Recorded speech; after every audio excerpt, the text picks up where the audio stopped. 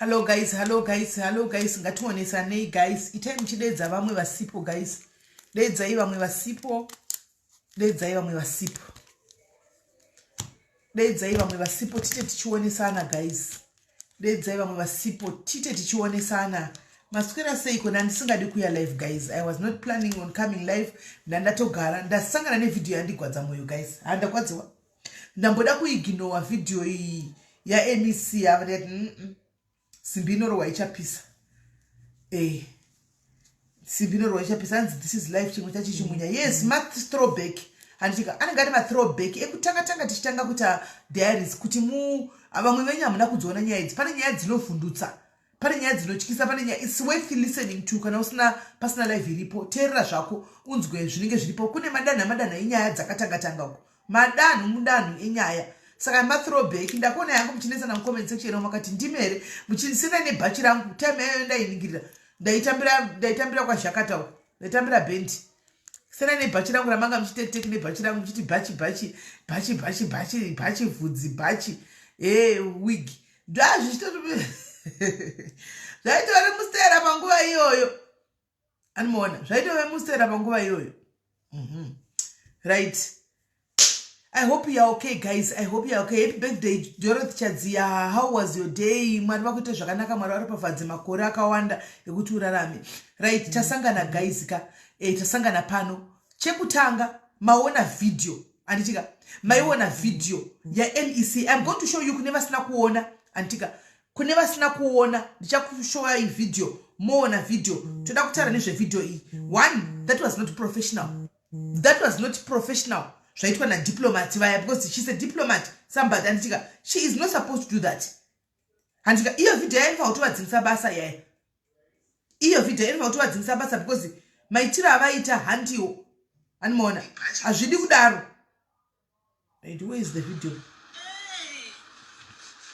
what do we do with pants? Okay, it's just a high pants. My sport. Where's the video? Right, again.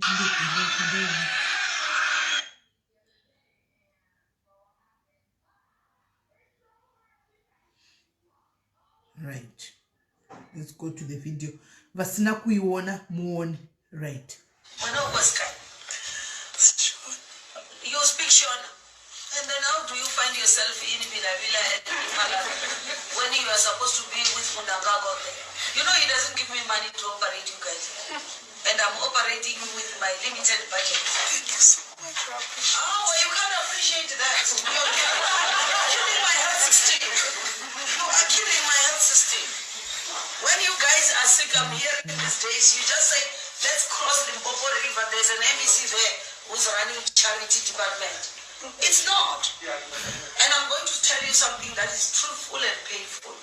You know, Stats SA goes and count during the census and tell me that in Limpopo we have got 5.7 million people, and tell me out of that 5.7 million, 91% do not have medical aid. They are dependent on the state. 9% they would say has got medical aid. They depend on private hospital. And then they go and give National Treasury. When National Treasury allocates its budget, they said Limpopo has got 5.7 million people, and they subtract the 7%, 9%, and they give me the budget of the 91 to do all these operations. Now, I am here, instead of using the budget for what it's meant for, I'm operating for what Munangagwa is supposed to do. And that is why when my people of Limpopo want health services, they can't get. And that is angering the community. Because you are coming here to. I was in George Marcel. We are busy operating Mozambican national everywhere. And you are not even registered anywhere. You are not counted. You are even illegal. And you are abusing me. This is unfair. It's unfair. I can't go to Zimbabwe and get electric care. Do you think they can allow to operate me? It's for their own people. I went to Canada recently. You know, before I entered the country, before they give me a visa, I must show them that a proof that indeed if I fell sick in Canada, I'll be able to cater for myself. It's only in South Africa where people just come in. And people have got problems with Minister Mtwale. You know why he's like this? It's because he was working in health and he knows the pain. And people call him xenophobic to say he's anti-Zimbabwe. He's not anti-anybody. Minister Mtwale was feeling the pain. I used to go with him to Musina to see the problem there. So, says, you won't be discharged until you settle your bill. You must charge him. Right. Video maiona, guys. Video maiona. This is unethical, guys. This is not ethical at all for a whole MEC to embarrass a patient on a live video, on a recorded video in front of his staff. It's not allowed, guys. I want you to follow the scene closely. This is going to be an issue. It's going to be a case. That's why you see the president even wakabuda nyikayese ikabuda itaroti maforena ngaende. President cannot come and say yes ngavaende. Vano uya vashara kutisho nyika inoda competition and there's a better way of doing it. This one is a minister. She must know better how to handle this, because look at it, guys, this way this way. Anya is a patient and pamberi pamwe ma patients. Pamberi pema nurse staff yake and achibuda this the minister with MEC achibuda achienda manesi ese angaripo vachiseka nema doctor. How do you think mimi are going to treat mukadzi uyu?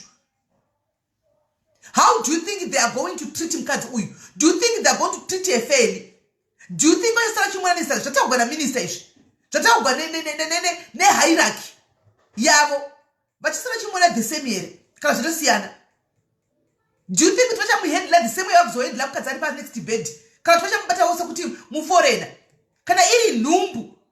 Can I manano gonna kubuda pesakatem kakarovera nemsoro? Vachimoti tukuya sendimisa achikure chauya. This is wrong, guys. This is wrong. My lawyers, I am a human rights lawyers. Kanamuripo, this is the time for you guys to come out. Antika, we are going to tally behind you. This is the time for you guys to come out and make noise about this. And this is so wrong. We know kuti mafoni zarapi mahara masvan and she was supposed to have done it. Apa not guys, yanga isiri nyaya kuti ari kudza mukadzi uyu chokwadi. Yanga yava nyaya show off. The head she wanted to tell this lady the whatever that she was telling her, she could have done it offline. And mona angadi angodza mukadzi uyu ega. What was the recording for? How is she feeling right now? Achibuda pa camera achiudza mukadzi zvakadaro achitenderera achidaro. Yes, of course, what she's saying is true. Ichokwadi chinorwadza. Atini kunyeperana ichokwadi, but ichokwadi chinorwadza. Chandi kushora inini, she handled it not the right way. Munogona kutuka maZimbabweans, mimi munogona kutukirira stereki kana ari mumwe wenyu muZimbabweans akaita mistake. Toda kukuona ikapa chitukai apa ndiyo kese kutuka kai. Iyi ndiyo kese kuti muchimuendera kupeji kwake muchinoita noise. Anti munogona kutuka stereki enandiri inini ndataura izvi. Antika dei muri kutondudza neumbuka nemuroyi zvese neungomwa zvese dei muri kundiudza.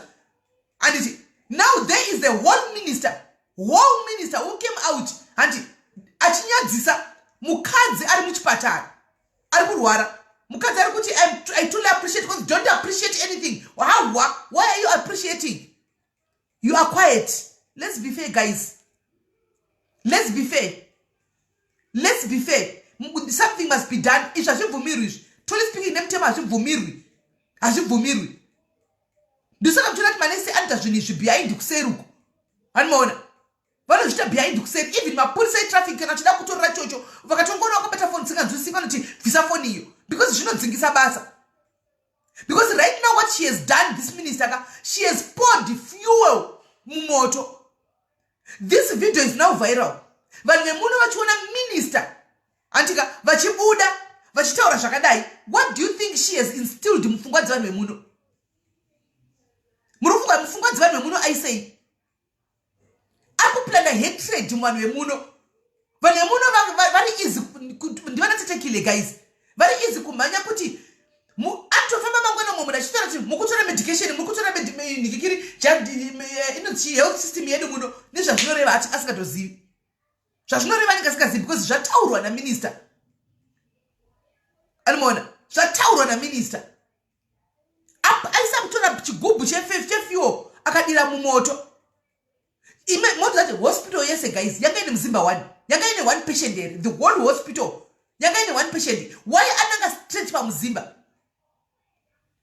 Why asina kwenda ku Mozambique wako zetu kwanza? We've got Mozambique nationals. Why asina kwenda pane Mozambique? Manga musina masutu ere ekuni sutu. Manga musina wane ku Nigeria ere kana ku Ghana. Manga musina wane ku dzimwe nyika ere. Manga muchikoro ne mzimba chete. Why ananga ipapo pa mzimba? Why ananga pa mzimba? Guys, we must keep sharing this. This is not correct. As much as she's saying the truth, Joshua, they are tired of us. Munyika mavo. Kwese tiriko. Hanimona. Kushipatara kwa. Ele choka tia kutaura. Budget yawe inenge sina kuiswa isusu maforeign. Hanimona. Zukuru say vanenge vasina very illegal. Sokutara kwa kuita vasina kuverengwa. Sokutara kwa kuitwa. Kwa kuita. Hanimona. Vanenge vasina kuiswa budget yawe. That means chokwadiwo tichashotesa ovamwe vanhu vemuno katenda kuma system MRI. Kuma hospitals, my public hospital. Hanimona. But tukutini the way azvitana asiriyo. The way azvitana asiriyo. Handizvo. No, shy let me buy. I just moto upi because I pato ne moto kudara. Do you think uchanzi gara muno yo? Unofuka pane machamunga vakachinjwa mangwana nzikwanzi mazimambo nzichigarai. Zvakatogara hapasina shy let. Kutongoziva kuti December chakatongochaya.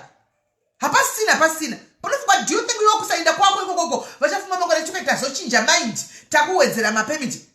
They don't want us anymore. That's it, period. Believe it or not, take it or leave it. That's what is there. Tomorrow there's national shutdown.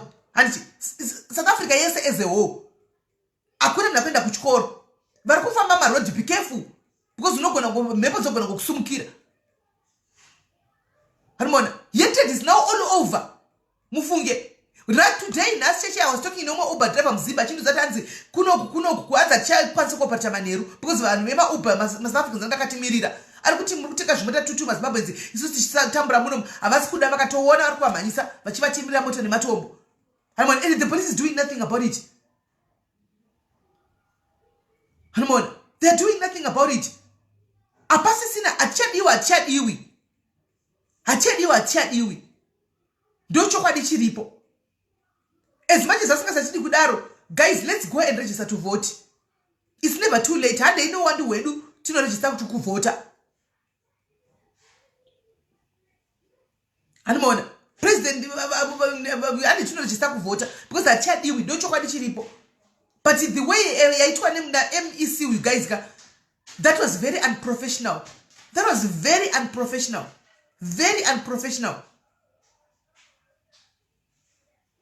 She would have done it the other way. Handimona.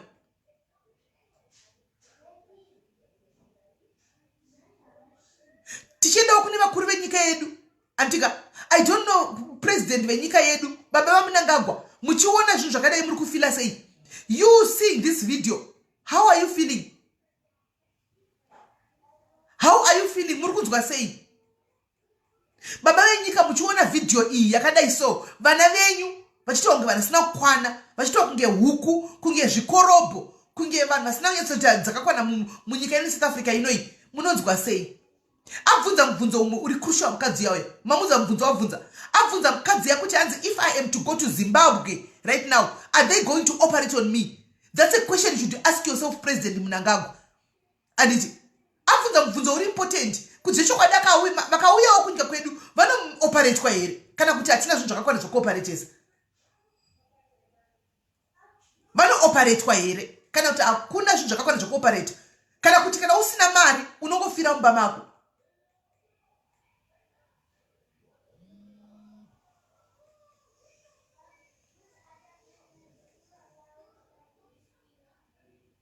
We are not fighting anyone, Milton.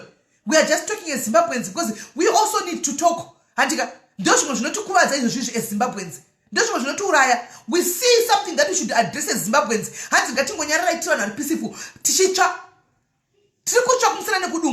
And you expect us to keep quiet. We are not fighting with anyone. We are not fighting with anyone. But we are just here to say the truth. Do you think that our government will take us serious? The government, do you think it will take us serious? We make a joke out of that video on social media and then tomorrow it dies down. Because we've got people that are so educated. South Africa, let me refresh your memory, guys. I want to refresh your memory. Do you know Tishike Banashika Panapa say? Patu Gatipeke my big guy attended Kumba, Tashika say Panap. Shakatagani one fan, one mu youth, one mu get a youth, one mu born free, one mu 2000. Diakatanga Najo. Diakamotarati put South Africans first. We are tired. But we don't share my bus. Diakatanga one tune and the rest followed. As not a gun Chembelagana said, as not a gun, Shakatagani one mu get a youth. Akaunati kwa shapu endala muno South Africa mutakushia mabasa. Nikuda kuna foreigners. Vawani sa muno. Ma drugs are tenderera. Nikuda kwa kufungizira kuti ndizvo foreigner. Handi akatanga noise. And my youth is coming to back up. Now we come here and address the issue that is important. Umoti ngatingo nyararai. Come on, think brother, you are a man. Hausi mkadzi. Uri murume usafunge kunge mbwende. Hausi mbwende. Think about your kids' future. Future yavana vako ya mangwani. Fungane zvayo. Lakakatanga one ndiye mnakatanga kungoti put the African first ikabatana nembiri. Tikatanga chifunga kuti jokes. Ikatoenda mkurumbira everybody including mapurisa over every department is joined in. Every department is joined in. Chatinogona isima Zimbabweans makuwa nekutukana chete. Chatinogona. We bring issues zinenge ziri important. Let's talk about it. People they don't want. Ndikazi ndauya neguwa ningi you run tinenge takasara. Come on, guys, let's be serious for once. Let's be serious for once. Until I was just come to Mangana uri kumba wako ikati uri kupi. Unogona kurora nasi maneruka fuma uri kuchipatala che muno. Handi December sata shika. Vakona sata ida kumbaka. Tichiri muno.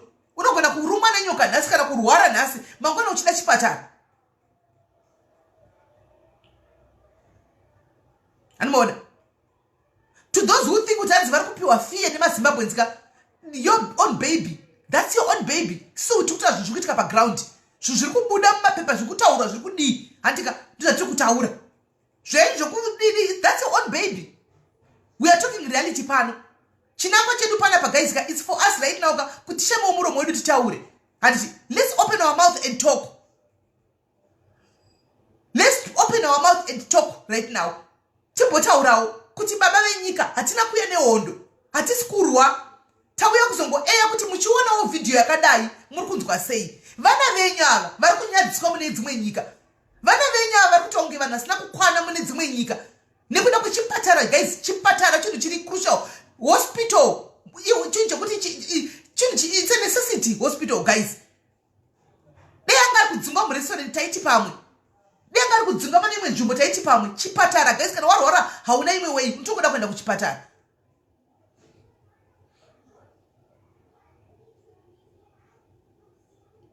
Hurumende yedu yeZimbabwe matifeila. You are failing us every day. This zvichibuda zvakadai so zvichibuda sezvazviri kubuda izvi. Handizivi kuti munenge muchinzwawo zvakanaka here. Handizivi kuti munenge muchinzwa zvakanaka here because truly speaking South Africa they are fighting for their own rights. Vari kurwira nyika yavo. They are fighting for their own rights kuti zvinhu zvavo zvifaye. Handiti tiri kudzingwa muno because vari kunogadza nyika yavo. And then we are quiet tiri munyika mavo tiri kudzingwa futi. Why can we not also fight for our own country? Kuti zvinaki. Kachiti fight, I'm not talking about physical fight. And we can air our views. Tiriko makambona chinonzi mangwana mune national shutdown muno. Munoita national shutdown kuZimbabwe. Mungaita pasisera pa national shutdown pa Zimbabwe. Mungaita imimi national shutdown. Kana tikunorowa munhu. Tiri kuchemera chite izvo kuti tibvumire iwo. Tiunze zvichemo zvedu. Tibvumire iwo tiunze zvichemo zvedu pasina kuvhiringwa nemasoja. Pasina kurohwa nemapurisa. And titendere iwo kuti zvichemo kana zvichiuya ngazviuye tiuyewo nenzira dzakanaka. vanhu venyu vezimbabwe vari kutiza mune dzimwe nyika vakawanda zviuru nezviuru zvevana venyu zvizere muno musa muno muno pavakazara. Hamuoni kuti tikapota tichikubatsirai kukupushai nedzimwe nzira nyika inogona kunaka?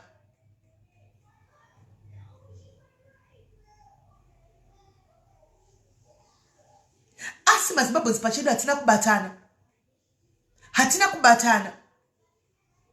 Muno umu wachida vasingadi nyika yavari kutoigadzira takatarisa kudai so nyika iri togadzigwa guys. Takatarisa kudai so isu tichitofunga zvokuti saka chibva kunotonda ngepi vari kugadzira nyika yavo. This is what we should be doing as well. Kuti alright guys tichidokera kuZimbabwe tikunoita sei? Vari kutogadzira nyika yavo ende vari kutogadzira zveshuwa. Hani maona? Vari kutogadzira zveshuwa. Isu tiri busy kufunga kuti saka iko zvino ndekupi kuno mari kukuita ndekupi tikabva muno mutonanga paZambia nokuti Zambia rinenge rakunzi value yacho yadarika rand. Hani maona?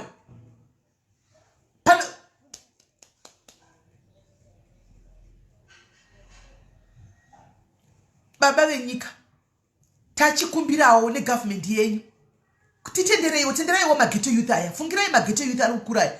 Fungirai ma 2000 aya.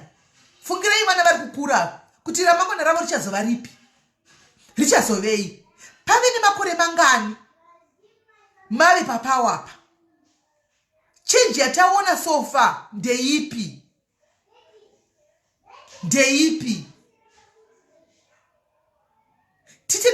Tenderai vana venyu ava kuti vachimuva zvichemo zvavo. Kana vachinzi vanobvumidzwawo kuitawo national shutdown kuZimbabwe varegei vaite pasina kuiswa fiye nemasoja nemapurisa ekuZimbabwe. Nokuti hazviitiki zvinosaka tiri muudzvanyiriri. Chokwadi chakanaka guys, chokwadi chakanaka. Tiri muudzvanyiriri. Nokuti kana kuti utaurewo even usingatuki handika unoswera wapindigwa nefiye. Unoswera wakuzopuwa mathreats. Ukada kuti umire uchitaura usingatuki kana kudii kana kudii but unoswera watonziwa kurowa. Kana kuti wakutonziwa kudisapia, kuti wakunziwa kuita seameni. Hani maona?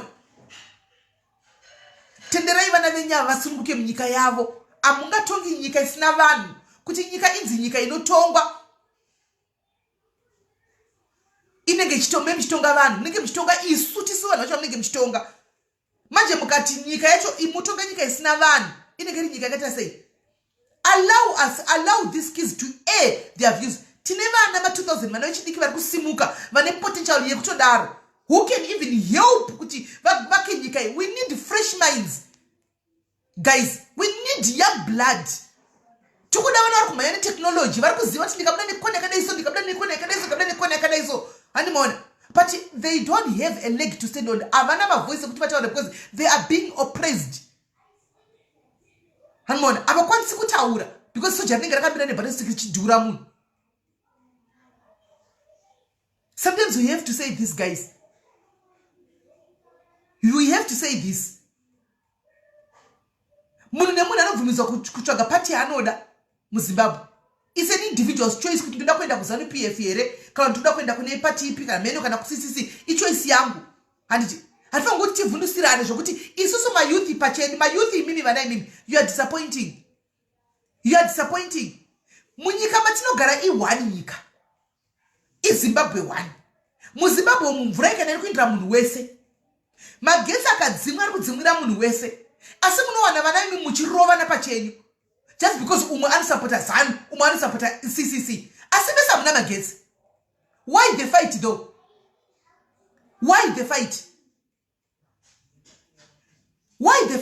Mese hamuna mvura muri kuenda kunomira kumatsime kuchibhorani. Asi muri kurovana, muri kutukana, muri kutsikana konzi. Mukutsikana konzi. Fighting for zvisipo. Mese hamuna mabasa. Makapasa mune madegree mabasa hamuna. Mese hamuna mabasa. Asi muri kurovana. Just because umwe ati ndikusapota party umwe ndikusapota party. For the why?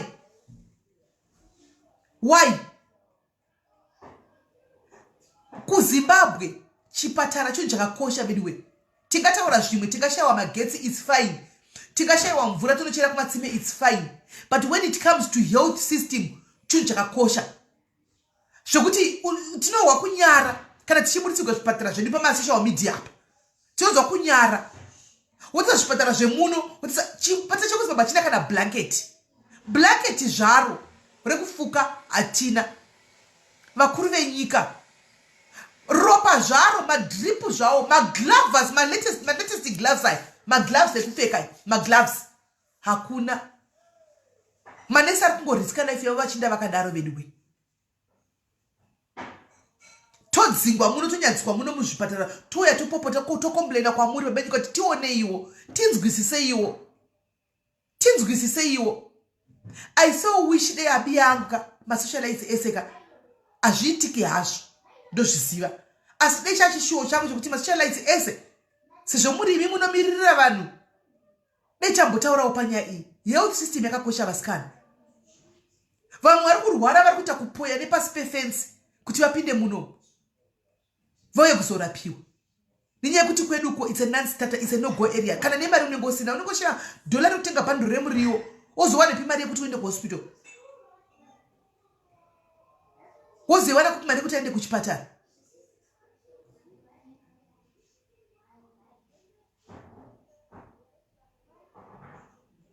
Hatichaziviwo kuti vana venyu ava sevana venyu, ini hangu ndakazvimiririra netimu rangu redhiaries riri pano kuti toindepi, toita sei. Isedu tachembera, takamborarama upenyu. Kovana ndofunga munozviona imi, vane mari yavo ndo vane mari dzavo. Vana vadiki vesava hapana, vari kungotambura chingogwangwata nenyika vachingoenda kudaro. Ndosaka muZimbabwe manyanya too much hatred in Zimbabwe, because vana ava vanenge vachiita izvi nevamwe vanhu vakuru vanenge vachiita izvi zvokutuka vachidini, they are supposed to be kumacollege, kumauniversity, they are supposed to be vakaswera vagara maofisi mavo vachitenderera nemacheya avo vachiita basa ravo nevakadzidzira kana kuti nechikoro chavakapasira. Havana nguva, hatina nguva yekuwanda pasi chevamidhia mawandiro atakaita tichiita zabasa rekusora tichikiriteterana magosti nekutukana nekuita ruvengo nekuvengana nekugodokerana.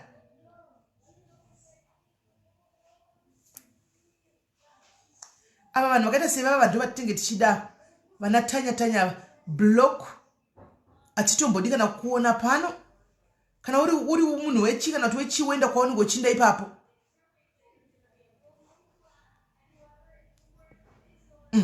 Because clearly you don't know what you are talking about.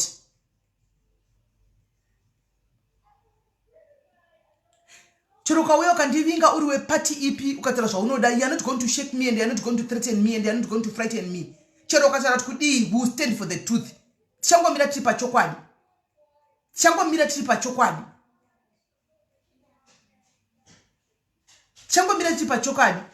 Zvokuti ndakarejesa kuvhota ndari kudii izvozvo izvo, it's my own secret. Ndingandiudza kuti ndanovhota iwewe, iwe enda unovhota. Siyana nokuti ndakarejesa kuvhota iko ndandavhota. Iwe enda unovhota.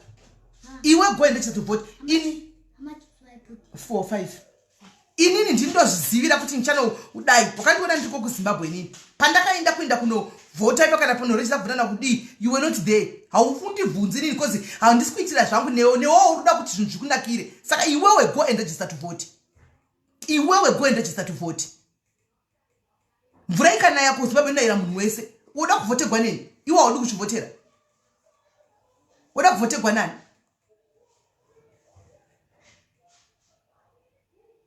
Guys, let's do the right thing, guys. Time is moving, time iri kufamba. Takatirwirewo nyika yedu. Vanhu vemuno South Africa vari kurwira nyika yavo. Vari kurwira nyika yavo vari muno mu South Africa muno. Ende vane kodzero ende vari right. Antika vari right. But nesusuwo ichijuti reduwo kuti timirewo. Tikwanisa kugadzisa nyika yedu.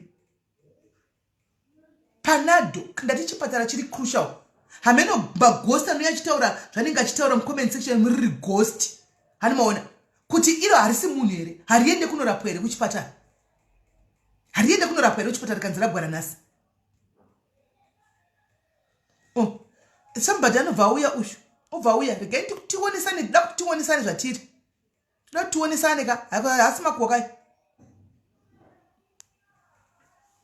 Uyu Riko ati ina handivhoti nokuti hazvishandi izvo.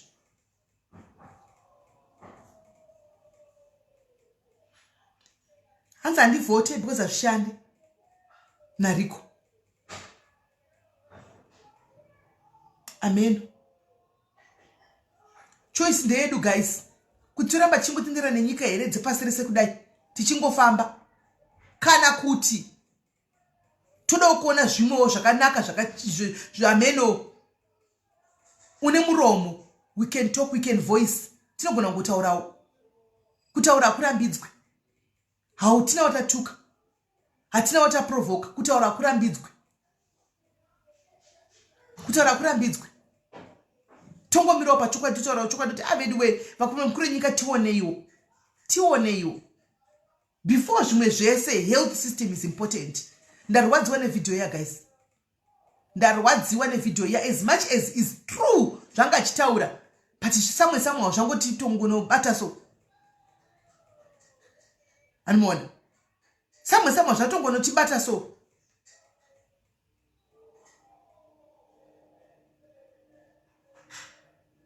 Handimanzwisisa. Saka guys zviri kwatiri. Kuramba takanyarara chiti atiende kunovhota because hazvichinji. Toramba tichidaro. Then tichata mamwe makore tiri pasi paudzvanyiriri. Guys, don't you think that right now God wants to take us to the land of Canaan? Amufungi kudaro. Kuti we are now close to the land of Canaan. Kuti tadongorera muCanaan kudai so. Zvangoda kuti sisi tirambe takadzvanya, tirambe tichifamba, tirambe tichienda kunyika yeCanaan. Tisadzokere mashure taapadhuze, taapana kotatu. Ndokuti zvatakuita, vamwe vedu ndizvakuita, vamwe vedu vakafanira record. Hanimona. Adongorera muCanaan kudai but achitadza kuipinda muCanaan. Because ari kuti Canaan ndaiona iyo zvishwa irimo honey and milk zviri kuflowa zvirimo, but inango handipindi mairi. Because ati hazvishandi handiregister kuvhota ini. Handivhotini.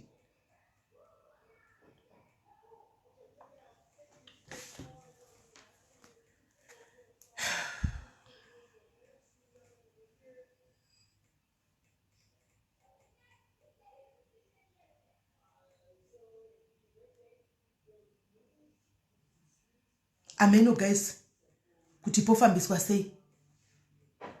Torambedu takanyarara. Ameno. Takadongorera, tongodongorera hedu Canaan torega kupinda. Mwari mutasatanza kuchema kwedu vasikana. Mwari vanzwa kuchema kwemaZimbabweans. Mwari vachema. Vana vachema. Mwari vanzwa kuchema kwedu. Takuda kuti nesu takunidawo epushi. Zvakamboitika here guys izvi. Kamuchiti ndichikudzai kuti takadongorera Canaan ka. Ndoda kuti muone kuti waini kudaro. Zvakamboitika here ever since guys kuti tinopandukirwa kunyipandukirwa muSouth Africa munopandukirwa kudaro. MaZimbabweans maidiwa muno. Maidiwa muno munyika zvokutodiwa munhu sachi nditsvaga musikana webasa ndoda muZimbabwe. Nditsvaga nonishandira ndoda maZimbabweans. But ruvengo rwacho rwakangochinja kudai.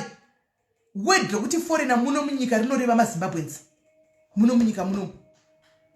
Word rokuti foreigner muno rino imply kumaZimbabweans chete. Andimaona. Saka Mwari, God is pushing us into that direction kuti dzokerai. Go. Dzokerai kumusha.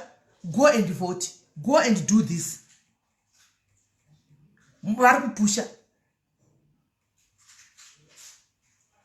Storamba zvedu takamira kuti Mwari chinoda kuropafadza kuti handidi maropafadzo yenyu, handidi maropafadzo yenyu. Vachinda wakadai so ipapa pachinononga bhegi rekumbari uku remari kumberi kuti ina handidi ndoramba ndakamira pano. That's exactly what we are doing. Masoja nemapurisa maimbuya mulambo haamiri nesu nokuti they are supposed to be working for people. Handimoziva masoja nemapurisa because vanoseva vanhu. Vanoseva vanhu. But hazviiti kuti vamire nesu. Vanomira nechi nikokwavanenge vachikumabhosi avo. Ndokwanomira nemabhosi avo vamiri nesu. But chokwadi checho dei kushanda kubasa. Dei vaimira chako nevanhuka. Naivo unokuti zvandikutaura kuti nzara inongoafekta munhu wese. Chinga chingwa chikai chakwira hachisi kukwirira imimi chete. Chinokwirira even masoja nemapurisa munhu wese. Ndisati kuzoona kama video mapurisa omwe anenge achiba. Andimaona. Ndisati kuzoona kama ngikire vamwe anenge achiba. Andimaona. Yo, biscuits me, I don't want biscuits though. Ameno guys, handizivi. I don't know. Hans, let's pay the bill for this patient. Who is the patient? Who is the patient? Ina handizivi patient. Kuti ndiani. Tangoona video, but to understand kuti patient ndiani. Atisi kuziva. Atisi kuziva.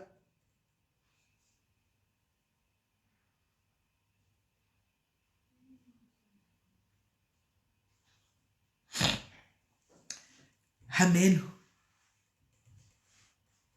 Handizivi. Hanzi kumamishana unorohwa chii? Ndozviri kunetsa kuti hatina, ndozviri kunetsa izvozvo kwatiri.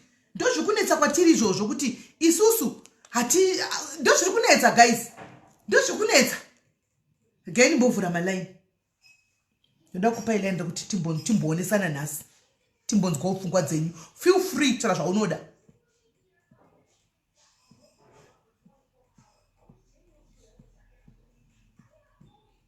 Feel free.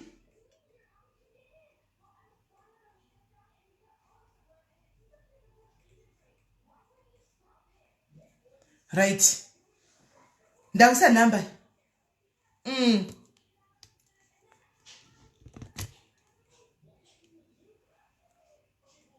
Right. Ndaisa number. Ndoda kubvunza nhasi guys. Toti nhasi uno warwara iwe uchiri muno December sati asvika usati wainda. Todi. Uchaita sei? Ndipane munhu akataura pano padiaries achiti musi unoyu achiti ukaenda hanzi kuhospital dzekunana Pretoria Joburg hauchapindi muhospital ukarwara mapublic hospital hanzi vanhu vane vedhudhuzuli vanenge vakakumirira pagedhi vachibvunza zvitupa. Saka nhasi ukarwara iwewe woita sei? Hello kola. Hello Munotiiwo. Tiri right parusununguko muri sei hanzvadzi? Tinoda vanhu vanokurudzirana kuti tinovhota vakatana rikwa vanotibvunza kuti kwai vhota is waste of time hayi vanotipedza vanhu vose havakurudzirani kutovhota togovhota shatuko muZimbabwe ndiatavakuda kwaizvo. Tanyara kutambura tanyara kutambudzika mukati mwenyika dzevanhu. Right. Thank you very much, Avjaz. Thank you very much. Right. Right.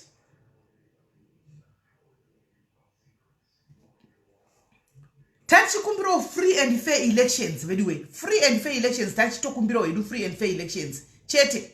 Hello, Kola. Did right Avjaz Murisei? Yeah, video inorwadza iyo kutaura chokwadi and the way as a nurse it's not right zvaaita but kutaura chokwadi vataura chokwadi. The problem with us maZimbabweans isusu tinoda we want kungoti zvinhu zvingotiitira isusu chete. We are running away from our own country. Saka achagadzirisa zvinhu kumusha kwedu ndiani? Vanhu hatidi kuudzwa chokwadi. Right now vamwe vari kuti ngati timabills tibhadhare mabills. Yes, tinokwanisa kumubhadharira handiti. But someone again tomorrow achauya futi achiti ndine problem. Ndine problem yakati ndoda rubatsiro. You understand? Which we are creating this syndrome of dependence. You understand? We must stand up everyone and go home to register to vote. Very simple. Because muna kutaura chokwadi zvituna zvakawanda zviri kubva muno muSouth Africa zvakawandisa. People havazvioni. Zvakawandisa. Vanhu vanenge vakuda kuzongoti shuwa munhu hamusi kuita zvazodai. But the real issue is, yes, our government is letting us down, but we have to stand up and go and register to vote in numbers. And pakamboita any problem. We are having this mentality yokungoti togara tichipirirwa. And the recent my elections akaitwa is it Kenya? And is it Kenya? Right now, Angola, they are also having my elections. And then next it will be us. This is a turning point for us as Zimbabweans to better our lives. Honestly, ungati 42 years, Mugabe achitonga, naNhasi, we have been outside Zimbabwe.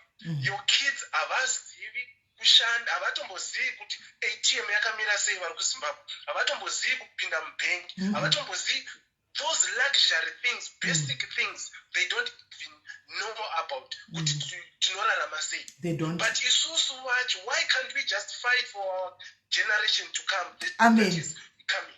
Amen. Exactly. Remember, if people can understand, that Vandeva can say that this fight is not for me, and it's not for me. It's just a time of 40s. So, kwakuto chembera kau. And one, tinoziva ATM we have been there. Takaenjoya magetsi sekuZimbabwe. Takaenjoya mvura dzekuZimbabwe chita magarden isu. We enjoyed it. Lochienda kuma swimming pool community chako Zimbabwe. We are fighting for generation to come.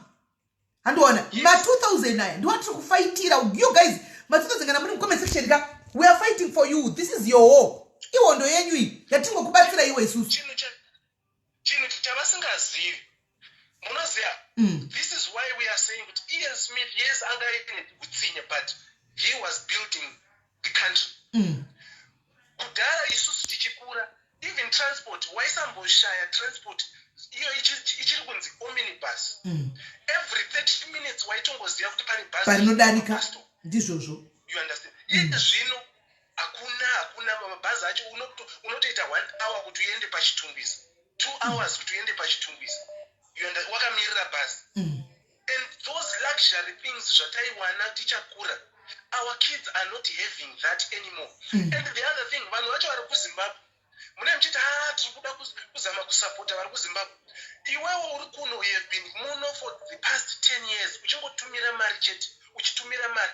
Vari kuZimbabwe, of course, tiri kuvabatsira, but vari kuZimbabwe, they are developing.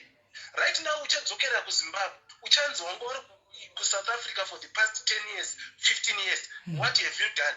They are forgetting kuti waimbotumira mari. You understand? For them to kuti vakwanise kudya. This, let's stop this. Tingosimuka tese, tingoenda kuZimbabwe, tinoregister kuvota, and then we'll wait for what will come.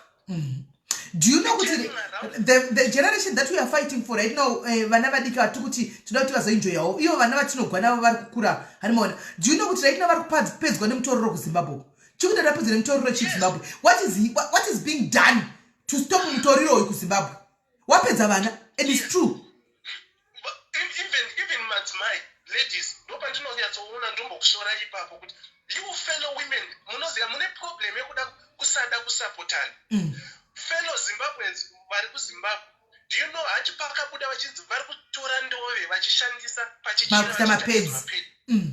But vese vangane vari kungotumirawo kuti regai timboendesawo mapedzi kuZimbabwe vashoma.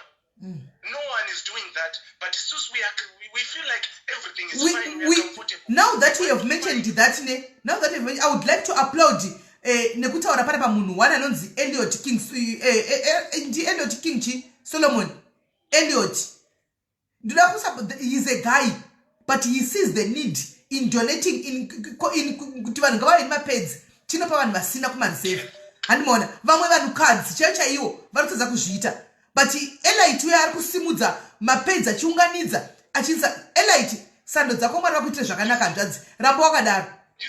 Kuti madzimai tine problem. Ladies, we have got this problem. And when it comes kumakuwa, when it comes gossiping, when it comes kuda kutsvaga nyaya muma street, we are number one. Which is totally wrong. We have lost the morals as women. Kuvarume, yes, we have got my problems, but we want support from each side. But as for morals, that's zvangofanana. Zvangu tangofanana iko zvino varume vacho nevakadzi. Mumakuwa mutangoinzana 50-50. Varume vari vazere, vakadzi vari zi. Apa tangoinzana mufunge. Mutongoadresa tose varume nevakadzi.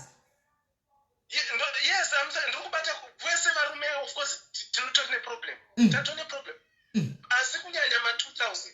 Ma 2000 you are the majority who are there right now. You have to register. Kungonomira queue yekuvota, it won't take more than an hour for you to register and wovota. Wovota. Wovotera apo paunoda pacho ipapo timboona kuti newe unombofunga une dzinodhonzawo here. But ma 2000 munorwa ndimi mune busy makuenda muchishandisa zvinodhaka. Apa makupa isusu futi another stress again, which is very bad. We have lost that dignity as Zimbabweans. Takungonzi kwese kwataenda maZimbabweans anoba, kwese kwataenda maZimbabweans imhondi, which is very wrong. Apa mwari muSouth Africa akuda kutofunga kwekuda kuenda kune imwe nyika. Wongova munhu anenge achingotizira kune dzimwe nyika chete. That is totally nonsense. We just need to come up, stand up, and then just go home. uchisina pekugara unongoendawo kuuya kwawakaita munhu unongoendawo unovaka ukasheki kako wotangira ipapo. A lot of things they are there that needs to be done. Zvinongodiwa kufunga as a human being, kungofunga chete. I think we have to start our own. Let's put Zimbabweans first. We need a hashtag. Let's put Zimbabweans first. Zimbabweans first. Before China. Before Chi, Zimbabweans first. And they watch I'm not going to register to vote. I'm not going to vote. Those are the number ones who are going to complain and but you did not play your part. And you are expecting things to change for you. Honestly.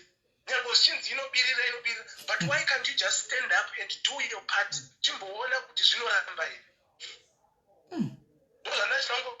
But Zimbabweans, we just need to stand up and fight for the future of our kids, of our generation that is coming. Thank you, thank you, brother. Chance.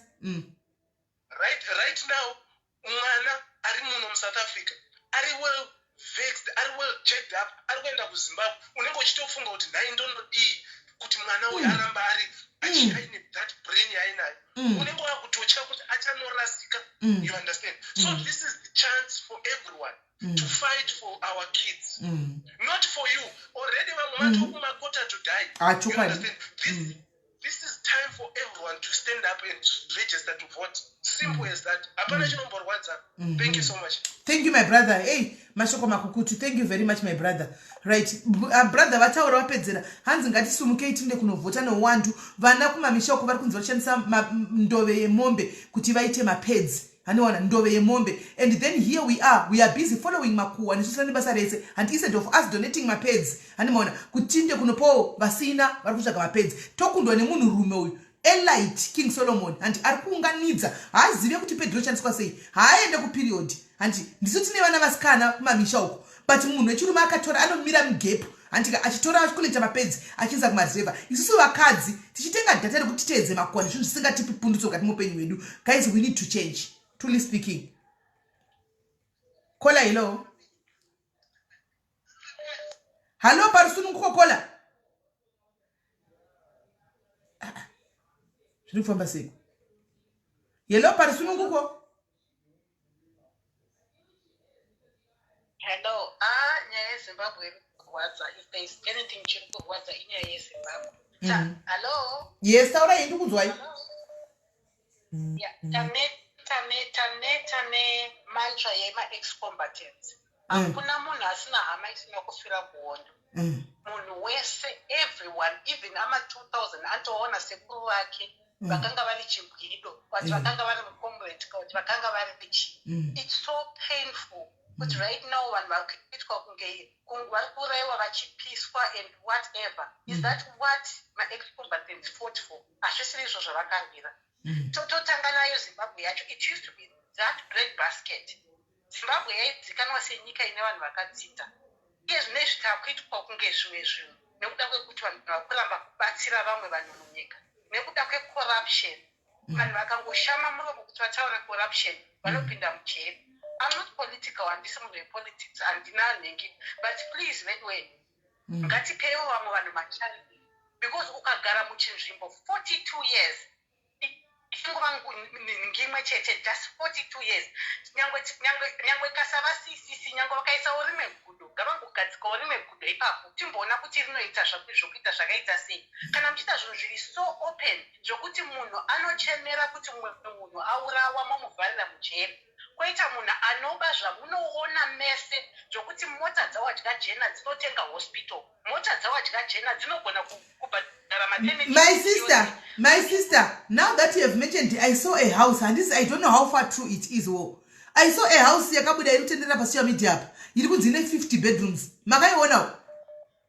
Iriko I saw inini haikona kuti ndakaiona. I've been there, ndakapfuura napo ndopaziva. 50 bedroomed house, guys. Yemunhu hierarchy ari mupower. Iwo sina kana one room yemukuku yemazenge. Hausati wafamba uchinda nekusaidi yekuBorodeo uchiona dzimba dziri kuvakwa ikoko. vanhu vari kuvaka dzimba nemari yecorruption yekuti kusafunga kuri kuita vanhu vari pachinzvimbo ndekokuti dai vangogonawo havo kuti chinguri hopo akabvira kudhara achingotaura kuti hatina radio hatina cancer machine dai vakachibvisa nyadzi vakangoisa havo one cancer machine vakabvisa nyadzi vakaisa kidney dialysis machine vakabvisa nyadzi vakangovaka just vakangokumbirawo machina avo kuti avake just one yekuvhara vanhu just one hospital iye zvino Harare hospital vanhu vanozvara vakavata pasi vari pasi havana zvinhu maclinics hatichatotauri zvekumusha kana taakutaura pamusoro pevana vedu vana vasikana vari kuenda kuchikoro vari kugura right now nokuti vana baba nanamai havasi kuona mari yepocket money kumayunivhesity the boys vari kupedza kuyunivhesity vari kugara pamakona vachimwa mutoriro vachiita zvavanoita mwana akaita form 6 unotengesa airtime nenyika yaizikanwa zimbabwe ine mari there is money in zimbabwe but every month or every week mari iri kubudiswa ichiendeswa vanhu havanyari vakaita sei are they not afraid are they not ashamed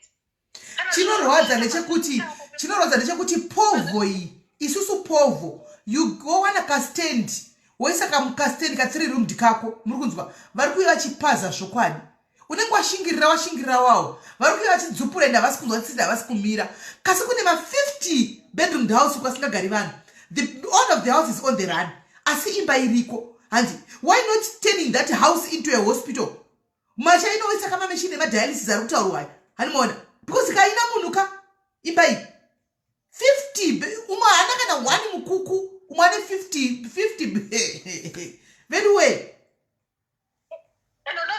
kurwadza kwazvinoita ndekekuti zvakaoma ndekuti vemachechi vakaita sana mutendi nemapostori vari kuinda kunodzidzisa honestly mapostori vane vana vavo kana 7-8 vokuti vari kutotadzawo kana kuti vatenge sipo yekuwacha manapkin but because someone at the helm papa vavo vari kuwana mari yakawanda vati vari kuwana mafavors saka they should also go and vote kutadza kudya chingwa because like what you said Melika chingwa hachisi kukurira munhu wani hachisi kukurira munhu musitoro munhu wese munhu wese ari paqueue izvozvi right now achibva kubasa achitadza kuwana transport it's not for one person it's Zimbabwe for us all it's for everybody and vanhu vanga vachiziva kuti it's for everyone unfortunately we cannot say people do this do that look at job sikala ari kufira izvozvo zvekuti everyone should stay agare zvakanaka.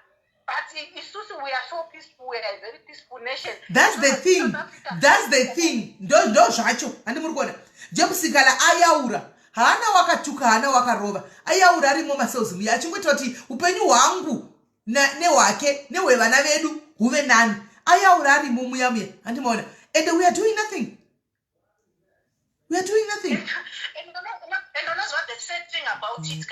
Even my CIO, they vari pasi vanoguta chavanoparozwa ndechokuzoti masoja mapurisa maCIO zvine bhendi razvinotangira kununa rimwe bhendi rachere pasa parinotambira zimukwacha ndo iyo riya rinotoita basa rikuonesa vanhu moto riya zhinji racho rinotambira zimukwacha harina chinhu riri kutongotumwa kuti rirwadzise vanhu but vanhu vari kuriitira kuti zviite zvakanaka havana mari vaya they don't have anything vari kutambira mari vanobva pa-certain grade and it's a small elite vanhu very few people and vanhu voitwa zvavari kuitwa kuSouth Africa it's not fair zvawataura kuti sure kana vari baba sure vamunangagwa kana vachidihwawo and I know kuti maCIO makes you no iva vanonzwa havo aiwa kunzwa hedu shoko tinosvitsa hedu shoko kunzwa vanonzwa havo tiri kuchema chimbobva iwobe unoti haana musoro chamita inangwa dzina basa naye rakanyanya jaja give him a chance just tione upenzi hwake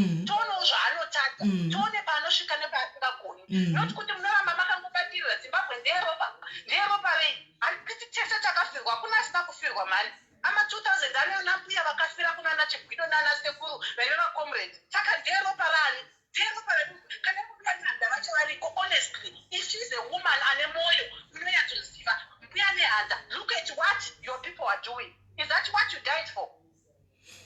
Yeah, pakaipa. My sister, thank you very much. I can feel that you are very emotional. Vekwamwazha vakanzi munovhotera ZANU pamene yatakaona mushuno yataura vanga vakatoita chichi musangano kugwanzura hanzi maprofita taungana kuti titaura kuti voterizani. Who tells church members what to vote? Is that a church? Do you tell people where to vote?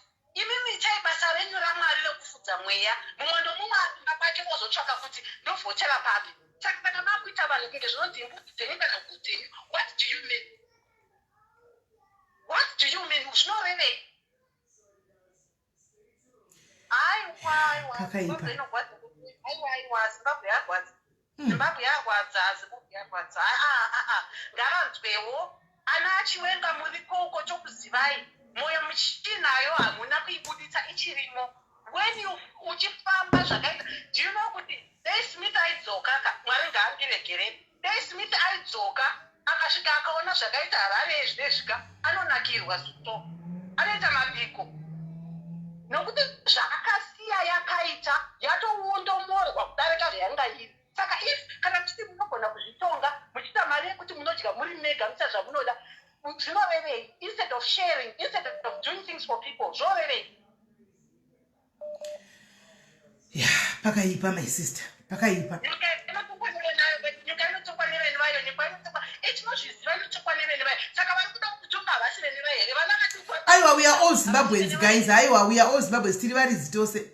Kuyande kwedu kuya. Tiri varidzi kungozoredu tinozongo atizogoredu kunyazoshama muromo tichaura tiriko because tinozorohwa hedu. Hani maona. Asi chokwadi chiripo choti dei vaingotipawo kana yavakati tinayo freedom of speech iya iri kuitwa munomu vakatirega chako tikanisotaura vanowana chokwadi nemafresh ideas akasiyana-siyana from vanhu vavo vavari kutonga. Ende vanotema, do you know kuti vanotema nenyaya yekuti mama anonzi aya ma-sanctions. Smith akanga ari pama-sanctions for a long time. Smith was on sanctions. But mazuva aive Smith pama-sanctions, I remember isitaive kuchikoro, taimwa mukaka kuchikoro, taipiwa mukaka kuchikoro, tichipiwa ma-crisps kuchikoro. Zvaiitika zvese izvozvo izvo. Saka I honestly don't understand nyaya yemanzva yema-sanctions. Ma-sanctions muri kunzi munivo vanhu kupinda murodhi vachichena kuti zvamuri kuita hazvina kunaka, mokanzirwa ma-sanctions, moti zvaitirwei. Monzi please musasunga majournalist kana otaurawo zvaanotaura muchiudzwa chokwadi mokanda vanhu mujeri. Monzi musasunga maloya kana okutaura chokwadi mokanda vanhu mujeri. Moti iri ndikiri ma-sanctions. Aiwa, hatidaro vakuru. Aiwa, vana baba zvinzweiwo. Please, nyarai, chinyarai. Une vana vakupiswa kuSouth Africa. How do you feel? Hamuna moyo. Vana vakupiswa vachiuya vakaitwa zvinhu zvakapiswa. Finai. I just want someone kuti anovavakidza baba kuti yes, imi baba imi kwanzi kana zvarema ipaini baba yo pane door pamwe inopa hachilema anogona kuchiitira zviri nani. Right. Thank you very much my sister Mashoko Makukutu. Thank you very much. Admin team comment section ndokumbura musati pindura macomments asina basa please. Admin team comment yakaise kunze nyika itongi pa social media iyo ndokumbura kuti bvisira macomments akasina basa akafana neaya musati pinire macomments akadai so. And just because we are here to encourage people to go and register to vote, to do the right thing, and then somebody comes and say nyika itongi social media ndiso vanhu vacho. We are the people. Inotongerwa kupi yo fake kukuti anzi nyika itongi pa social media inotongerwa kupi kwayakambotongerwa ku parliament yo kanopinda iwo ende kupi timbotudzawo fake wakamunopinda iwo kunotongerwa nyika iwo kanopinda nekupi tiudze wakambopinda parliament iwowe. Don't you think kuti tikasataura pano, do you think tichazogona totaura kupi? Totaura patiri ipapa ndo patinotaura ipapa because kuma parliament kwadzotongotenge tisiku hatina access yekupindawo satotaura ipo pano. Iwewe chero kwanotongerwa utokuzivi wakafanana neni hautokuzivi saka iwewe neni ngati zvokutongera pano social media tinotaura pano tinotaura pano zvinotonzwika whether you like it or not zvinonzwika zvimwe zvakusona nezvako izvo. Halo kola parisununguko kola hello muri sei? Tiripo makadini? Hello taurai tiri kunzwai. Nyaya mataura nyaya iri very tricky. Iri tricky pai. Pane panoda kukuonesa handisi. Tionesei. Situation yekuZimbabwe, believe me, inogona kunesa even correcta muna 2023. Why? Vanhu vanofanira kuvhota kuchinja situation yeZimbabwe ne namba yava hombe haiafode kudzokera kuZimbabwe kunoregister. Believe me, right now, vanhu vazhinji vane ma-ages from 20 years to 45 years vari kunze kweZimbabwe.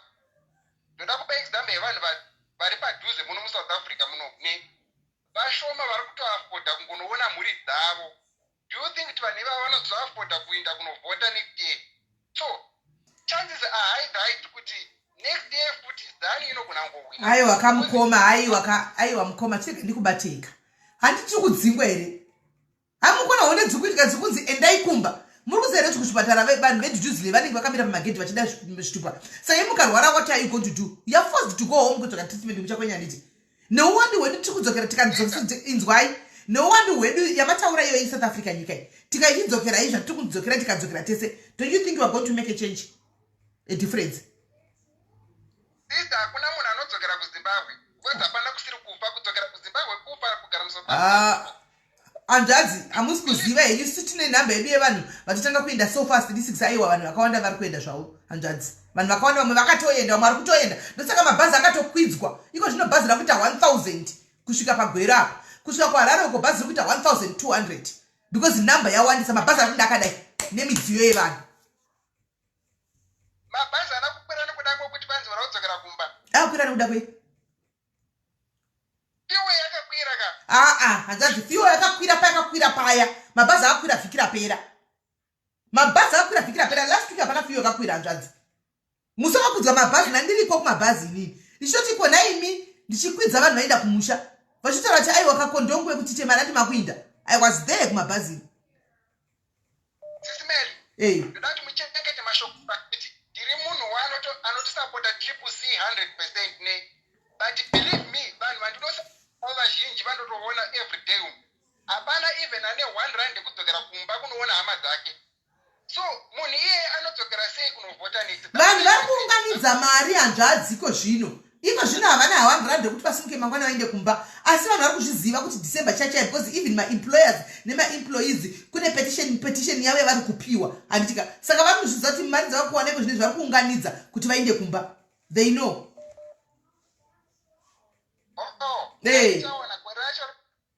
Hapasina mazuva akawanda kasi. Aiwa hapasina mazuva hanzvadzi. Aiwa ngatirege kudzikisira vanhu pasi. Vanhu vari kuenda kumba hanzvadzi.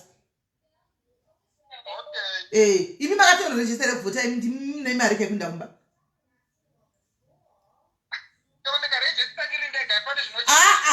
Akudza kuti ndimi moga ndiani?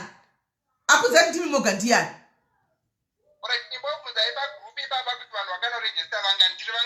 Munai vanhu vakanorejista mukati mutaurayo muri vangani? Makaenda muri vangani guys vakaenda apa? Kwai muri vangani nehanzvadza? Inda ndiri kwenini last year December, November, December. Imwe makarejista ini ndakarejista general where I am very sure kuti akarejista ndini.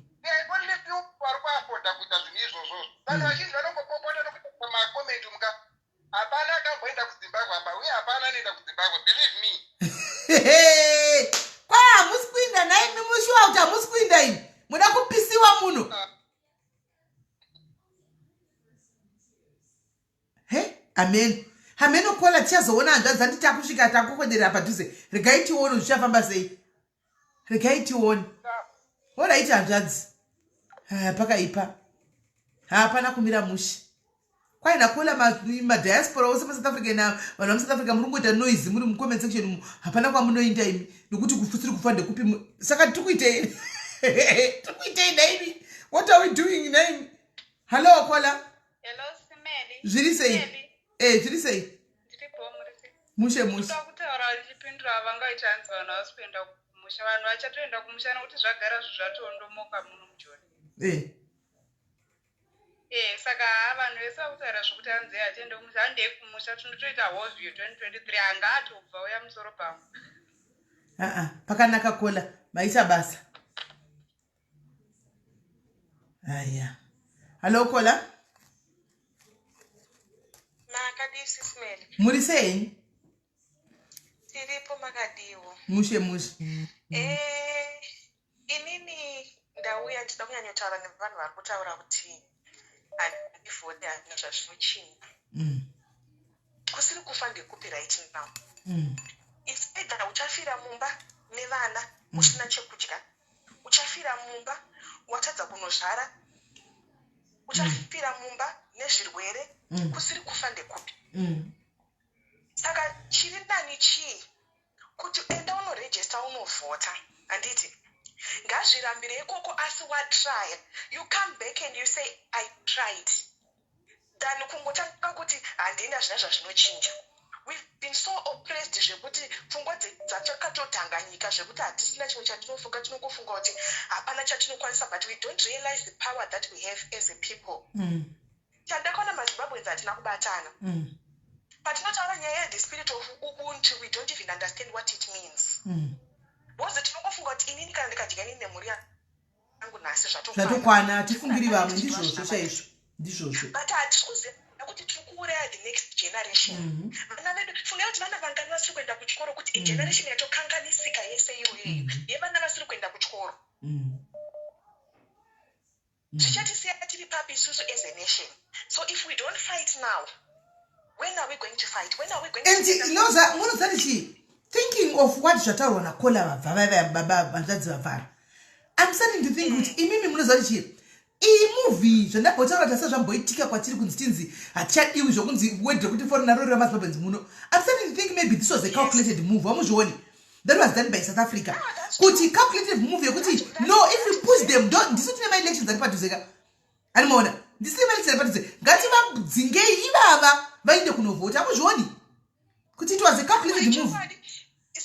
Inini ndakutaura one of the people ndandiri kuZimbabwe inini. Muna April, I registered to vote. Ndikudzokera kumba kuZimbabwe, I'll be in Zimbabwe 10 December. Because ndozodzoka kumba ndozodzoka kunoko after Easter. Because I registered to vote and I'll be there for the next 4 or 5 months. From December 10, I'll be in Zimbabwe. Because takanzi maforeigner vanhu vari diaspora hamuvote. Saka takaona kuti the best way is kuenda kumba. Me and my husband takaenda kumba. And we registered to vote. And 10 December ndiri kuZimbabwe. Right now mari yangu kushanda ndeyekuti ndikwanise kunorarama ndiri kuZimbabwe. Ndakamirira ma-elections. That's my part. Ndozvo zvandinoda kuedzawo kuita, but ndasvika pekuti ndinorwadzawo nekuramba ndichibhadharira vana vari kuZimbabwe ma-school fees. Ndasvika pekuti ndaneta nekuramba ndichiendesa vanhu kuma-private hospital. Ndiri one, handizvikwanisi. Nyika yedu ine ma-resources, something has to give. But ndasvika pekuti inini I would rather die murodi ndichirwa nemasoja than kuti ndifire mumba nevana nenzara. Kana kuti nini amai vangu vofa, handiti vanini vangu vatadza kuendesa vana kuchikoro. Gai kola ukaona kuti ndiri kuita izvi ndiri palife kudai soka kutozvipira kuti kufa kana kurarama, because itori risk unoziva kuti it's a risk iyoyi yandinotoita ikubaya life patati kudai. It's a risk yekuti ndinogona unorohwa magaro ose akakwadabuka yamai mwana, but tichinowerwa zvikanzi zvanakawo zvanakira munhu wese. Spirit yema South Africans yoyo we need to adopt it yekuti we need to fight and stand for ourselves. Kuenda kuZimbabwe kuti musoja chiro nebaton stick yodosera handiti. Ukafasi kukudzoserawo unongodombotema. But chichazoitwa ndechekuti mucharamba muchitwa oppressed kusvika rini? When are you going to say enough is enough? Vanhu vari kuti pane munhu ambotaura kuti izvo hapana munhu asina hama yakaenda kuhondo. Inini recently I buried my uncle. Vakabva vanga vari eovet vakatopigwa neZANU-PF iyoyeyo. Handiti even though vakanga vasisimo mazviri, didn't like it anymore, but because he was a liberation war hero vakavigwa as a provincial whatever hero zvavanoita zvezvi. Handiti but munhu wese hapana munhu asina hama yake yakaenda kuhondo. Banguro vangu vanga vane imwe brother yavo yekwababa. Handiti yavakaenda nayo kuhonda haatozivikanwi kuti akatsakatikira kupi. Handiti they were fighting for something. Handiti they were fighting for a change. That same change, how can we have 42 years with one government? Even ndakazvarwa 1981. Handiti muna November ndinoziva one part muZimbabwe, same as my children. Saka vazukuru vangu futi vona izvozvo kana ndini napakaipa guys. Madzimba eshe wakazodhugwa. Madzimba eshe akazodhugwa. Madzimba eshe akazodhugwa. kutaura chokwadi kusiri Weka zvakoma kuzimba uko kuzimuka ini zvakaiwa vedu vasi zvaiya chipotirega iwe let people express their feelings. tokumbirawo baba wenyika. Allow us to express our feelings. Musingatirovi, musingativhundusiri mumbonzwawo pfungwa dzevana venyu vakasiyana kuti tiri kufungei, munzwawo matauriro edu shuwa. Nokuti unokuti tukangofunga vhidhiyo rababa madzibaba achivumburudzwa aiwa ndosaka vanhu vari kudzingwa, ndosaka vanhu vatiri kudzingwa kuSouth Africa uku SIS MELLY. Iyo nyaya yekuti muri kunovumburudzwa ida mudzosere munotiza handiti ngatichomire inini ndakuti munozati I want to go back kune yesa mboza song yesa yaimba yekutanzi vachitepo kuva vachitaura shuwa kuti nyika zvinotosedza mata nokuti tikazvifungawo kuti isusuka tetitoriwo mumalaini ekunodhugwa imo munongoseka nhamo serugare unotoseka nhamo serugare shuwa kuti unyatsoona kuti tiri kungodi hedu asi tiri muutapwa chaipo munhapwa ndo matiri andikuti chokwadi December haana kumira zvakanaka South Africa. Haana kutombomira zvakanaka zvachose. Saka ndo zvatikutaura kuti kusiri kufa ndekupi. You make a choice. Kuda kufira mumatairi uchidirwa petrol nevaSouth Africans. Kana utofira kuZimbabwe uchifira nyika yako. Bosi kwese kufa. But now you need to make a choice. At least kana ukafira kuZimbabwe zvinogona kuchinja, nyange wafako zvinogona kuchinja, asi pamwe zvichanakira vana vako, zvichanakira vazukuru vako. Hauna kufira mahara. But ukafira South Africa wafira mahara. Pakaipa. That's the problem yatina maZimbabweans. Hatidi kutaura that hard truth. Haikona kuti havadi kutaura vanoda. Asi kuti ndozvandinochikola. Kutaura vanoda. Chichemo ndicho chekuti izvozvi kune soja rinenge rakatotipokola. Kutaura vanhu noti havaderi. Vantaura asi nyaya yekuti tatokumbira pano tokumbirawo kuti mutirege ti-exercise freedom of speech. Harimana kwenda kuti todhugwa vagara kana tichinge tataura. Ngatitaura netokwadi vhunzika nemo mucomment section muvabvunzai kuti hatina kubhadharira mwana wemusoja school fees here waari kuasista kana hama yake mupurisa waari kubatsira kubhadharira mwana school fees kana kutobhadharira renji chaipo. Muriko kuSouth Africa uko muchitumira mapurisa iwaya mari muchivabhadharisa vabhadhara marendi nekutenga chikafu. Zvakaoma ina handichaziviwo guys. Meno. Vanoda kutaura sekuhla kurohwa. Kuhla kurohwa ndokuripo chaipo. It's time yekuti vanhu vachiita stand up and rise. Vanotaura kuti hanzi kuvhota hakuna chakunobatsira. It's because you don't know any other way. You don't know, you don't even know any other way. Boss mangojaira kungogara upenyu hwedu ndokungobirirwa and that's all you know. But ukagara umwe upenyu umwe uri different uka experience a democracy you will understand why you need to do that.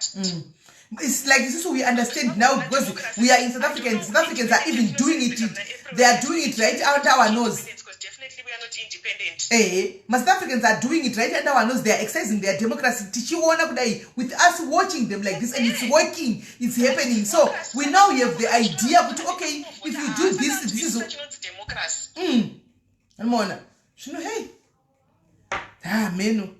Amen. Thank you, my sister.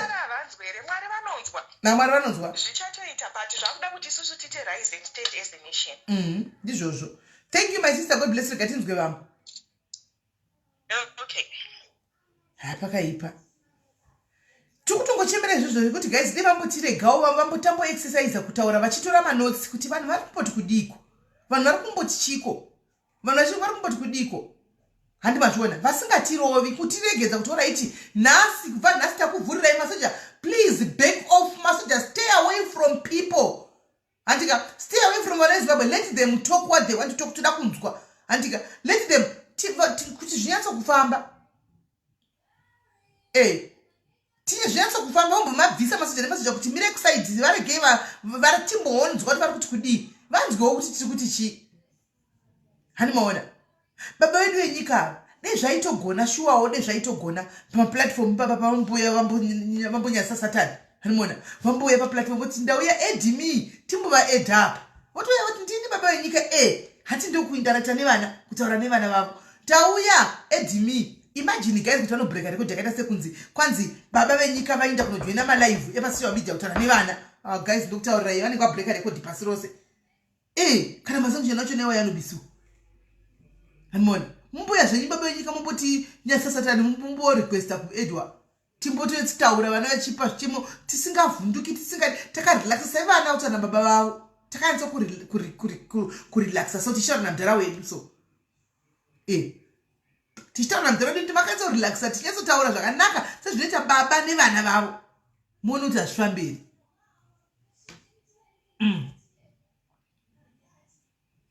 But anyway guys, izvozvi kwai hamene kwai kune bhazi rekwachiwa aiwa kuti kwai vanondikwa comment section hazvina basa zvokundikwa mucomment section ndibaba wenyika ka vandoziva kuti vanhu vanenge vane pfungwa dzakasiyana siyana. Handi pfungwa dzangu hadzogona kusava pfungwa dzenyu, hanimaona pfungwa dzemumwe dzogona kusava pfungwa. Vanotongozviziva kuti vana vangu vari kupopota vari kuchema, but mukupopoterwa imomo mukundugwa imomo vanenge vachitobata mafacts, vanenge vachitoona kuti okay vanhu vari kuchema nezvakati. Kundugwa hakuna basa guys, nokuti unongondugwa zvodarika. Hakuna munhu akambofanira kundugwa, pane munhu akambofanira kundugwa asikana. Hakuna munhu akambofanira kuti chero vakasauya munongo wavundura. Hanimaona chero kaya munongo undura, munongotundura wani isu tiripo tichingodzoka tichingoseka mangwani. Kundugwa uno kusinangana nebasa rose kuya vanouya voundugwa zvavo asi vachiona kuti vanhu vari kutaura kuti kudii. Kwai musavati baba nakunda aiwa ndibaba vedu because ndo vari pachigaro, ndibaba vari pachigaro, vari pachigaro ndibaba. Waita sei zveiwe koni vari pachigaro, saka tinofanira kuva perspective yavo nokuti vari pachigaro, mutungamiriri wedu ndibaba.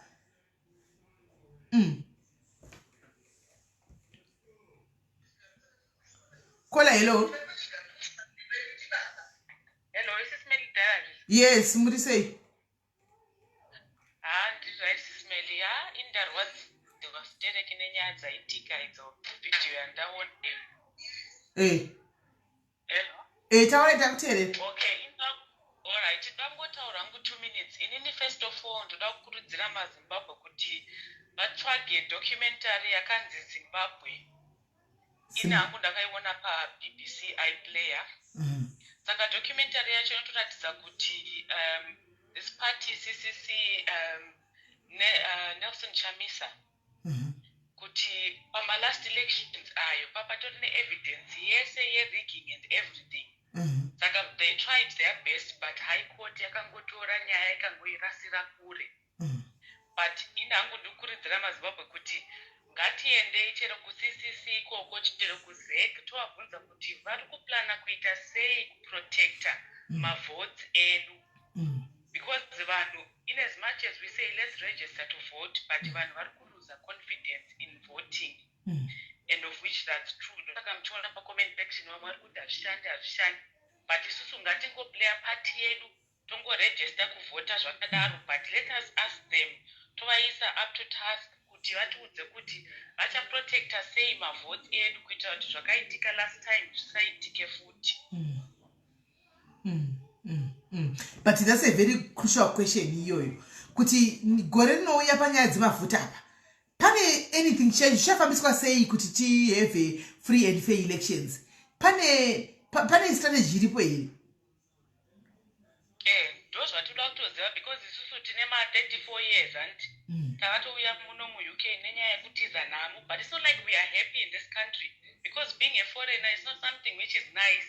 Nesuwo tinoshuwawo kuti dai tadzokera kuZimbabwe our kids are not happy, vanogara vari indoors and things like that. Inonetsa everything. Totarisa kuZimbabwe tine extended family, we've got people who can help us, tine zvakawanda, but tingori lost as a nation.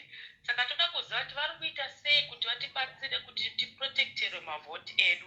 And then finally SIS MELLY ndachida kukurudzira vanhu kuti vajoine page raHopewell Chingono anti senge paya paakaposta nyaya naJobseeker papane GoFundMe yanga akaiswa link. So I noticed kuti vanhu vakawanda Hopewell akaramba chingoposta kuti vanhu varesponde, but kana dziri nyaya dzejoro unoona kwatoiswa GoFundMe page vanhu vakutocontributa, but nyaya dzinoaffecta vanhu vari kutraya kurwira Zimbabwe yedu, vanhu anoti saka ndinokurudzira vanhu kuti ngavaende vanopawo zvavanogona because anaJobseeker neNyatsime 14 they are trying their best to liberate the country. Saka ngatingovabatsirawo please. Tinotenda SIS MELLY. Right, thank you very much Kola, thank you. Right guys ini ndapedza, ini ndauya kuzoku Rudo zvobo zviri kuitika kuno it's hard my sister. Rudo, it's hard zvakaoma. Handizivi kuti next year kuvana vanodzidza muno kuzvikoro uku achizikama kuti mwana uyu muforeigner zvichafamba sei. Hatizivi mufunge hatina maanswers, we are just waiting to see. Takamirira kuona. Hatina maanswers ekuti zvichafamba sei. Takatomirira kuona masurprises avanawo because mastaff ngazikatoti achasvika tine strategy achasvika takatomirira kuona strategy yavo nokuti remember kune vana vakawandisa vazere muzvikoro zvemuno vachaitwa sei. We are waiting to see. We don't know. Hatisi kuziva kuti strategy yavo yakamira sei chako chako hatisi kuziva. Takatongomirirawo kuti kunge tichiona kuti zviri kufamba sei.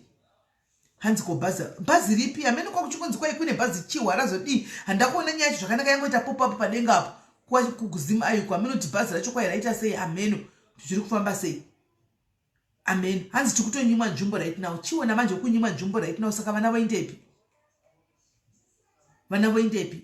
I will share it to you kwa WhatsApp kwenyu SIS MELLY Sonyo. Saka kana vana vachinzi muchinyimwa nzvimbo imi saka vana vodii naini. Alright, no problem. Alright, guys, maite yenyu marati zvakanaka ande kwatete Tilda. Tete Tilda is said to be on live. Tete Tilda vanenge vari kunzi vave panzvimbo. Martha Mazengere, namba yangu ndakaipina ipapa pamunoti yabviswa nemavachisa mama comments. Ande kwatete Tilda vari kunzi vapa live. Asi guys, zvandataura nyatso kusvunga mangwana kune vari kufamba. Garai makachenjerera mukufamba marodhu. Hani maona kune national muno atidi kuti ngazvikwane uri pamba. 1 2 kana pane ari muRatzenberg pana mai vakapindigwa netsaona pamuno muRatzenberg munomu kana pane anozivawo imba kwai kuRatzenberg East uko kana kuti kunana Protea uko vari kukumbirawo room nokuti murume wavo wakavingwa namapurisa iwaimuwe kwazvakuenda inzwai munzwa zviri kuenda nyaya iko yakaenda.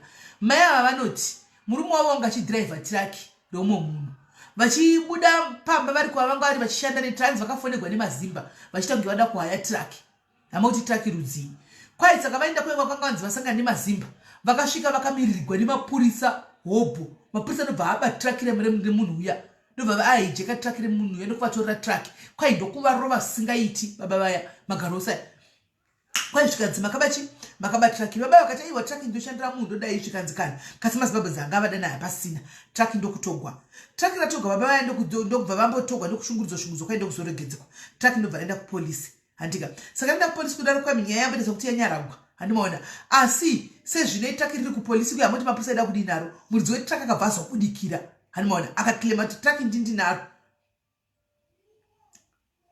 akati traki ndindinaro handimaona nderangu mapepa ese etraki iri muridzi wetraka uyaka saka nyaya yekupolisi chinoda kuziva kuti uyu akarowerwe chii plus traki ranga rambotorwa sei handimukuona saka vari kuti mai vanofanira vachiti kune munhu akavafonera chiti udzai murumonyo abve pamba papa muri kugara atize nokuti ari kutsvagwa nemapurisa aya akamubata akamurova da kumuuraya. That means vanoda kubvisa evidence kuelimenta iyi witness kai vanoda kuelimenta witness. Saka mai vandifonera vachibvunda chako vachiti vedu simeli kana chii kana mugaraji menyu ndinogara ndikati mugaraji mangu munogara muti hamugari vanhu handina hangu pekukuisai regai ndikutsvakirei handimaona. Saka ndo zviri kuitika izvo asi mapurisa akakwenyerana nevamwe mazimbabwenzi mufunge nokuti vanhu vakavafonera mazimbabwenzi zvatinoitirana utsinyi hwatinoitirana handimaona. Saka izvi vari kukatomira nemakumbo kudai vari kutotsvaka kuti vowane pekuti vangawana meroom yekuti vaende kunogara fast kana mangwana kana anytime vabve nokuti vanengawana anonymous phone call yekuti munhu ngabve ipapo hapana kutomira zvakanaka handimaona. Saka ndo nyaya iripo. Saka kana muri muRatzenberg muchizivawo pane room kuEast uko ndibatewo kuWhatsApp anyway kana kuProtea Park ndibatewo vane vatori widi kututa chero nhasi manheru chaiwo vane vati vachituta vachitiza vanongori maine mwana kamukadzi kechidiki nemwana wake nemurume antimaona. Saka ndo zvinhu zvandachida kuti ndingotaura hangu izvozvo zvanitika maite henyu vedu vemazimbabwe dzinokuya kuti tandare ngatitiwo panotaurwa zvine musoro panoitwawo malive emusoro kwana Didi Hope uko handika nekunana Fadzai Mahere uko handika nekumwe kunoitaurwa zvino atiendeyo vedu vetinonzwawo zviri kufamba sei ngatige kungongwarira paduri sehuku tichingotetedzana navo makuhwa nyaya dzevanhu vanogwa kugwa kwacho hatinete ngori vanhu vachingogwa everyday kutukana daily everyday kungofidhana negativity musoro kutanganyika hameno zvinozodii ngatipofambirawo nyaya dzezvinhu zvine musoro timbofambira zvinhu zvine musoro timbosira nyaya dzevanhu musati nyaya dzevanhu chotikadzirwa kuti ninga azodai ninga vatana ningi ninga akazodzingwa pakati hazvimbotipisadza zviya hazvimbotipi chinhu zvakungodzirwa ipapo totodarikira to the next hazvina kana zvinombochinja munhu ende munhu yaambofa akachinjwa nokuti kwai azotaugwa zvisina nebasa rose zviya zvina kana dhiri zvezviya pafeya hatina dzemujolo idzi zvidetati kuti tabvekebveke mujolo panapa takatotora 3k tiita dzemujolo asi tukangana kuti chi nyika iyi handimaona inoda kuti tigadzirise nyika iyi ngatigadzirise handimaona right guy maita inyu guys morora zvakanaka nditika god bless you ndokubatai mangwana bye bye